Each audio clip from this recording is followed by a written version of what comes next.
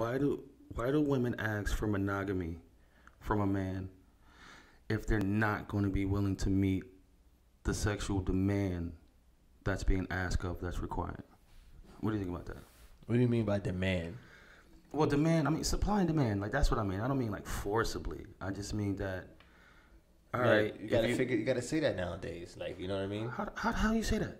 Hey, dude, like check this out. No, I didn't know what you meant by demand. You gotta make sure. Say that. Then. You know what I mean? She was happening. No problem. Right. No problem. So you mean demand as supply and demand? Correct. The sexual demand that's the standard right now. You mean? Correct.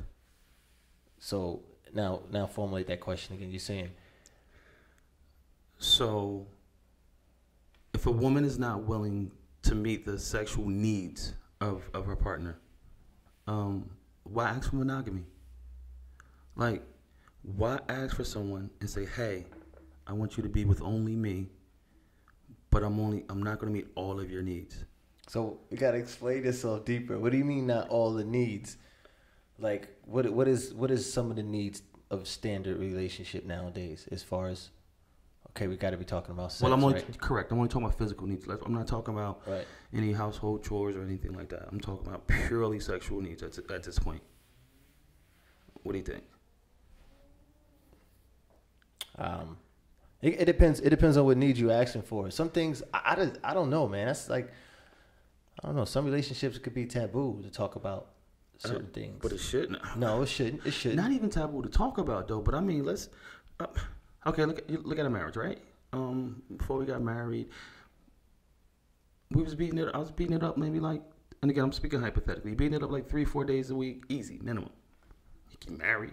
I've been doing the dance for like 4 or 5 years. Now you find yourself, maybe that 4 or 5 times a week turns to 1.5. Where's the other 2.5, 3.5 of that? Where does it go? Does it come back? Like, how do we just stop that? That's like going to apply for a job and says, look, in order to get the job, I need you to do X, Y, and Z. Then when you get hired, you say, okay, I'm no longer willing to do Z. Just X and Y. Z, I'm not doing that anymore. Doesn't that happen though? That happens all the time. But it's not okay. That's the point. The point is that the sexual demand is not sustainable. You can't. It's impossible. Pause. I don't think there are relationships that's really going like that. For who? For the man in this relationship or the woman? Because who are you talking about, first of all? I'm talking about for the woman. You're asking a lot for the woman. That's not my problem. See, and this is the point I'm trying to make. Why do you have to take an L in that situation when, listen, you asked me for monogamy. So you said, hey, I only want you to rock with me. And I said, okay, cool. But we just gonna stop doing that? Is that the cost of this? You know what? And I don't necessarily blame women. I blame Disney. And I blame Disney because, look, they show all these fairy tale movies when we were kids, right? All the women seen the Prince Charming, but what happens? The broad gets the prince, they go in a castle, and then usually the credits roll. They don't follow them in the castle and watch the king and the prince chase around the queen or whatever, like, hey, we're gonna do something tonight. And she's like, nah, I got a headache. Sorry, king. Like, they don't see that part. So I think a lot of times maybe their concept is, once I secure it, it's no longer a need to fight for it. I don't know. There is a problem there, though. I think the problem is that, I guess, that old school, I guess, quote unquote traditional woman as you're talking about. I guess the man was taking care of a lot of the financial obligations, and now hold on. Now competition is fierce. Media, everything. And the women are smarter, stronger, faster. It sounds like it's a competition, but what I'm saying is she's doing just as much as a man now, like the superwoman now, women in general. So how can a regular guy doing the same thing she's doing, you know, if she's probably doing more now, and then she's taking care of the house, the kids, and everything like that, and you want these super demands sexually? That's a lot. Sex takes energy. That's a lot, you know. To sustain that, that's a whole lot to ask for from a woman that's putting in as much work as you. Check this out. First of all, F it. We out there putting out the same. We're out in the world putting out the same amount of energy. F it. We're probably both putting out that same amount of energy, but those needs still need to be met. That doesn't change anything. What male model is this from? Let me ask you that, because what is this old school male model? This doesn't make any sense. Well, I don't like the fact that you're saying old school. Like, no one said that. No one said that that's an old school model. I didn't say that the woman needs to be barefoot, pregnant. I didn't say she just needs to be but having sex with you 4 times a week all the time for for a year. You need to have sex 4 times a week. First of all, that's not even average. First of all, that's above average. When you say it that way, you put a cartoon spin on it. So I'm not going to allow you to do that. Yeah, that's the first of all. Second of all, that's what I'm saying. No one said 306. No one said that. I don't think that's realistic. But I think and again, it's not like that I'm sitting here speaking for me per se. But when I see these topics come up, like on YouTube, I come across the topic, I come across a discussion, or I might read an article online, and I come to the realization that it's not isolated to like one guy or isolated to 2 guys. I think it's just men in general. And I look at it from a standpoint that I see that topic comes up fairly often. So then that leads me to believe it's not an isolated situation, that it's a lot of men across the world that debates the same topic and has the same issues. And it's saying like, hey, what happened to these needs over here? How are they met? And and that's the point.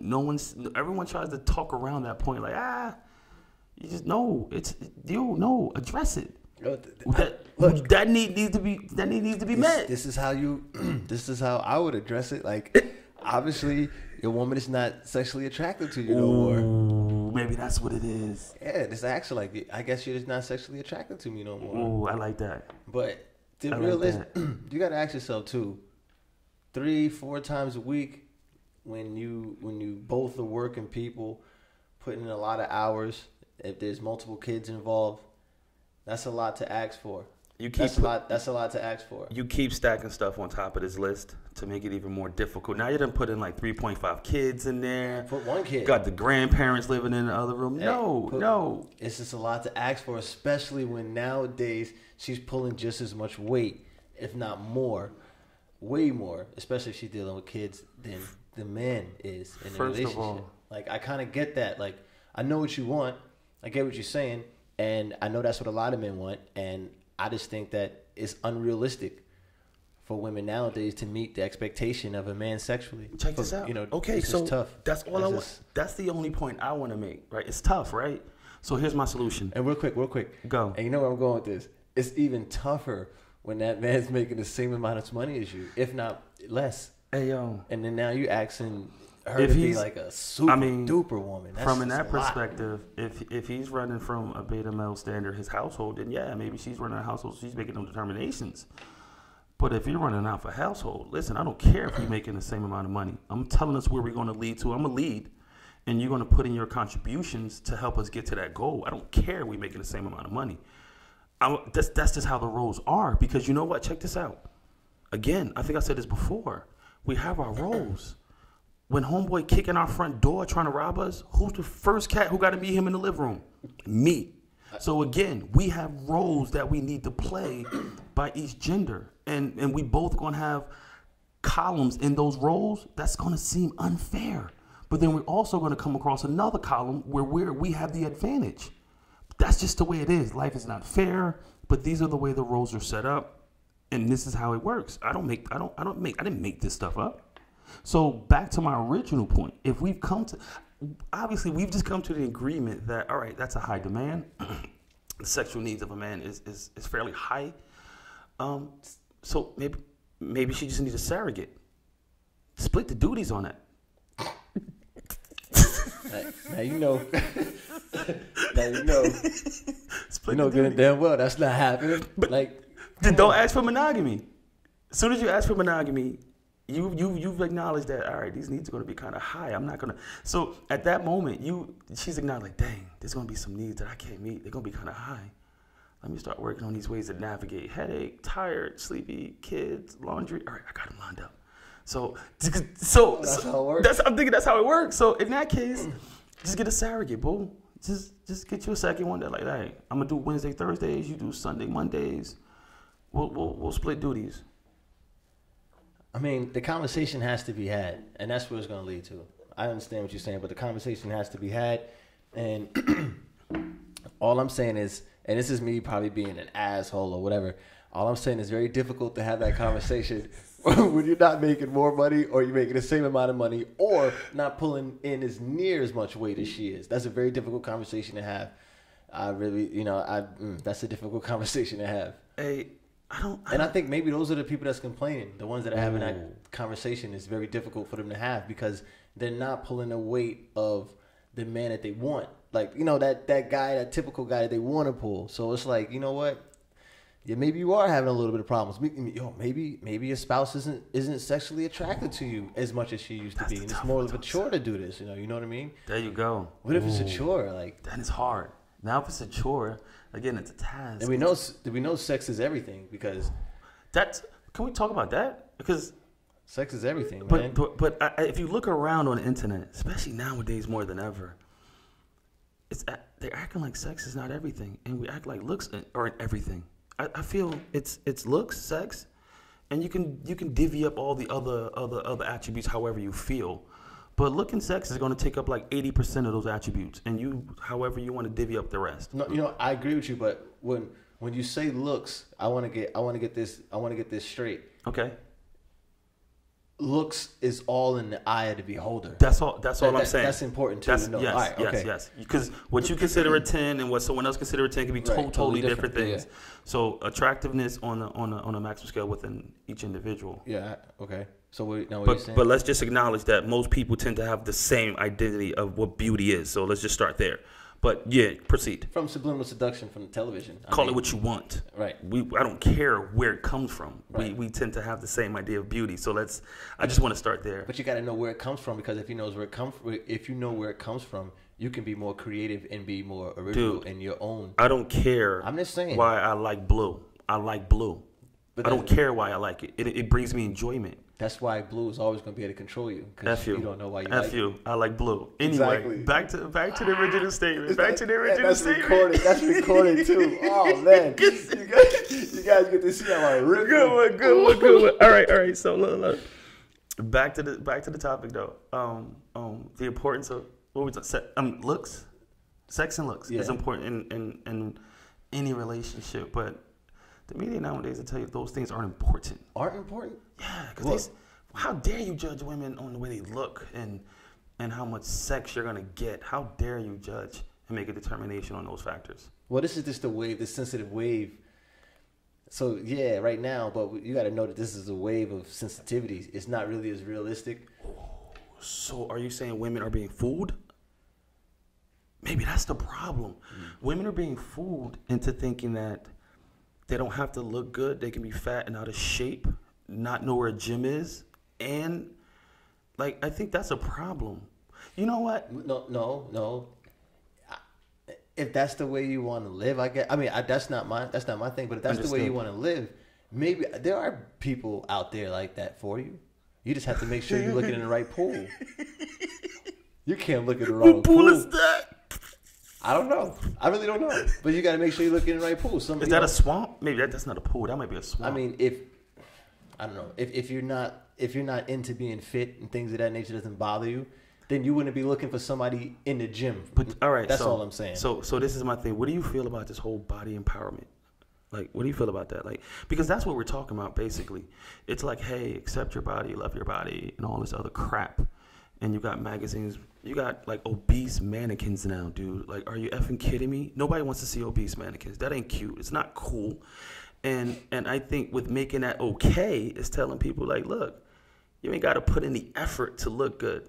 I've never seen an obese mannequin. Oh, I have. Don't make me pull it up. I'll pull it up after the show. I'll show you. Nah. But there's a thing. It's really a thing.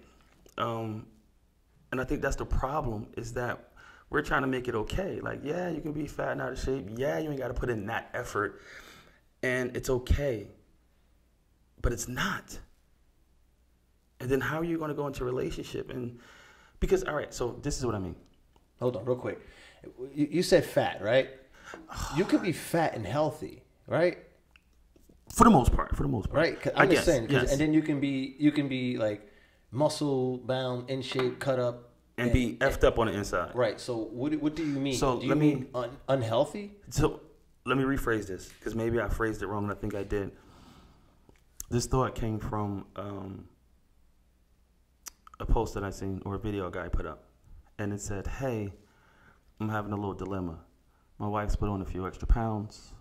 And I've told her, like, hey, let's join the gym together. Let's work out together.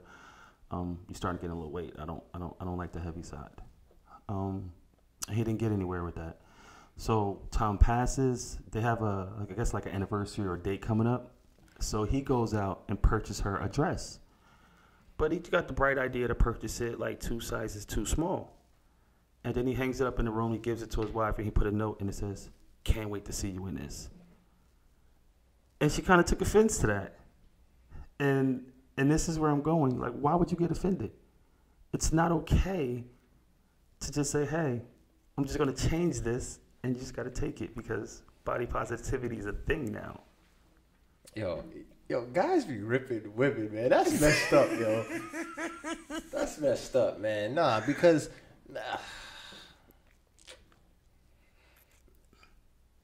people go through things. You got to understand the reasons why things are happening in people's lives. Like, if you made all of the effort to help build somebody, and the situation is just not going the way you thought it should go, then maybe there's a different route you should take.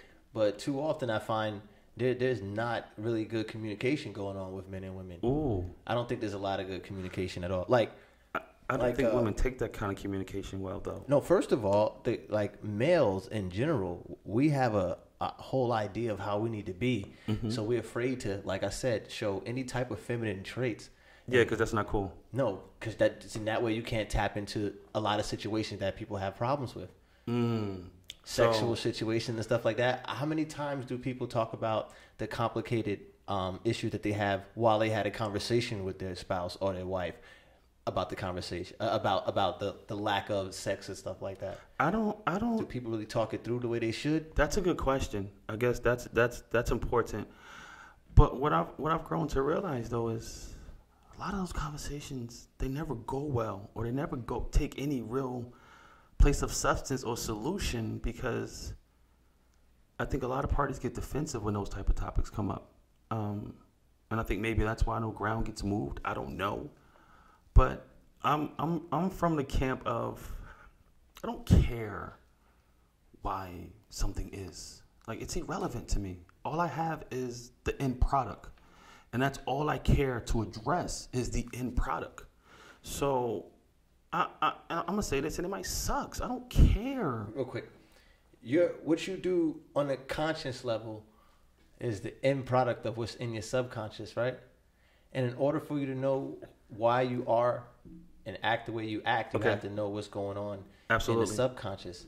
So what you just said, you're basically, you want to have a conversation, and you're only speaking from the end result. You don't care where it started and how it started. And I think that's the way you get to the success, and you get to have the sex and the stuff you want. You got to figure out how where it started from. Where did it go? Because you said you start off having sex, and then you get married, or you be in a relationship for a long period of time, and it slowly diminishes and slowly diminishes. Okay. So you got to have that conversation. Like I said, I would just think like, damn, like you just not sexually attracted to me no more. But then a lot of times it's more. You hear it's more than that. They're tired. There's a lot of things going on. Things that you didn't realize that they do and take care of, and you're like, oh, snap. Like, damn, maybe I should, like, I got to help out more and do stuff. And then you have time for that stuff. And then you got to be extra creative after you had sex a million times. Ooh, I think that's important. Yeah, I think that's really important. A zillion times. Like, how do you be creative? And then the television is really, really creative. So now you try to compete with that creativity. It's like, damn, you can never do that. You can't create with that creativity. That creativity desensitizes creativity. Because then when you do something that you... Simpsons did it. Like, it's already been done already. Yeah, I can't watch it. I can't watch it. I like, you know what? I can't watch, and I don't watch a lot of stuff because I like living in bliss. It's kind of fun. I like that. Like, I like not knowing certain things. Like, oh, snap. I'm not new to that. Oh, surprise. Okay. Look at me. It's cute to see how much I thought it was just me. You know what I mean? Well, I'm not the only one. Yeah, that's how I look at a lot of stuff. But we got about 10 minutes. 10 minutes. I want to check and see a couple of topics that I had on the phone, because that topic went on for a long period of time. Sexes and everything, and what's with the going through the phone shit? What do you mean? Like, do you go through the phone? What is your? I heard somebody the other day. He was telling me his girl went through his phone. It was just doing her audit. Audit. Like, let me just tell you, the first thing is, like, there is a lot of stuff in that phone that you don't want to see. I know it goes both ways. That's the thing. I know it goes both ways. That's the thing. You are not. This is. I'm just taking this to another level. Go. You are not the perfect match for your spouse, and neither is she for you. Ooh, we're a compromise match. No, but what makes you think with all the people in the world? What makes you think your spouse and the person you married to is the perfect match for you? I like that. That means that there's so many people that got lucky like that. We're not even talking about. I'm not even just talking about marriage, because nobody gets married nowadays. Correct. But I'm talking about your spouse, your longtime partner. That I guarantee, for the most part, they're not the perfect match. First of all, so real quick, I didn't want to cut you off. Go. So what I'm saying is, I'm willing to bet there's things in that phone that you're not going to agree with. But why should you be a part of somebody's like phone, like their own mind? Like, that means if that same person can go in your mind and change the things about you that they don't like or that they feel jealous of, they'll do. And that's bullshit. That last little part you put on it, I really like. I like that part because, first of all, I feel don't look through a phone if you're not prepared to walk away and leave everything. Because if you're not prepared to do that and you're happy and you don't have any problems, I say, if you're happy, don't look for misery. So if there's no alarms that says something that you need, because first of all, checking is not allowed, period. But if there's no alarms that says, hey, I wish I could or whatever, don't start looking. Because let's say you find something. Now what do you do? Hey, don't do that again. It's going to happen again, whatever it was. So are you prepared to walk away today? If you're not, then don't look in the phone. That's the first part. The second part, to touch on what you were saying, is that's almost like your search history. Do you call people over and say, hey, come look at my search history? If someone judged you by your search history, what would they think? They would probably formulate maybe a not complete picture of you, maybe a not favorable picture for whatever reason on one of your search topic histories. You could have just been curious and going through your thought process through your search history. Right. And now our phones is that. It's an extension of our mind, like you said. So a lot of things that's on your mind goes through your phone, whether it's a search, whether it's a text, whether it's an inquiry, whether it's a note, whatever it is. And it's like someone jumping in the middle of a conversation and not hearing the other end. So anything that you can't see, you formulate a picture for the other half. And 90% of the time, it's the wrong picture. So that going through the phone shit is irrelevant.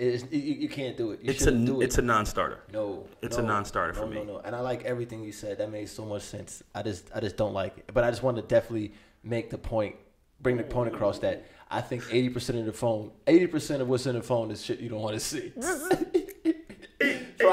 All of the extracurriculars, let me guess.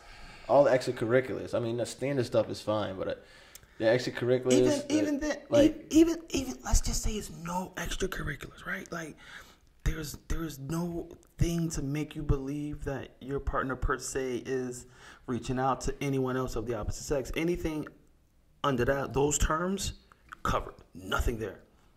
But still, do I want you to know the shit that flew through my mind that I Googled? No, that's my thought. Maybe I was trying to find an answer for something. Maybe I was trying to process something within myself. So here's the funny issue, right? Here's the funny issue, and I'll make this funny. Let's say your friend comes to you and says, dude, they're having guy talk, right? And it says, bro, this chick, bro, gave me this funky rash on my thigh or something, right? So you go home and you like, we were sitting in the same car. Can rash from sex be transmitted from touch? She goes to your phone. Who you effing that's giving you a rash? Like, you understand what I'm saying? Right. You don't get to see the other side of the story. This is why it's a non-starter for me. Right, right. I just want to remind people, if you like this content, please hit the like, the subscribe button. It's going to help grow the channel, and it's going to really help us out. We appreciate that. Yes, sir.